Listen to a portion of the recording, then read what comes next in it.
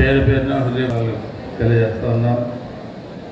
19 మీరు సైడర్స్ తీసుకోండి. సైడ్ రండి. సెంటర్లో మీరు వద్దండి. మీరు టేపైనా పర్లేదు వద్దండి. ఎన్నికలకు ముందు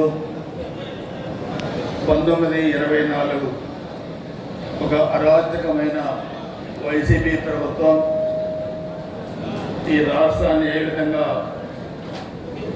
అల్లకల్లోలంగా మార్చింది, ఆర్థికంగా పతనావస్థకు ఏ విధంగా రాష్ట్రాన్ని తీసుకెళ్ళింది, ఇవన్నీ కూడా దాడులు, హత్య రాజకీయాలు, ఆస్తుల విధ్వంసం, ఎప్పుడు ఏ రోజు ఏం జరుగుతుందో తెలియని పరిస్థితులు.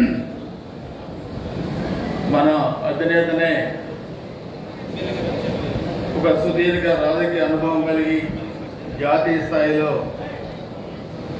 సీనియర్ నాయకుడైన చంద్రబాబు నాయుడు గారిని అరెస్ట్ చేసి 53 రోజులు జైల్లో పెట్టిన సంఘటన, అదేవిధంగా పవన్ కళ్యాణ్ గారిని ఇష్టారాజ్యంగా మాట్లాడే కుటుంబం కూడా మాట్లాడిన సంఘటనలు, ఇవన్నీ కూడా మనం చూస్తే మహిళల పట్ల అసభ్యకరంగా మాట్లాడుతూ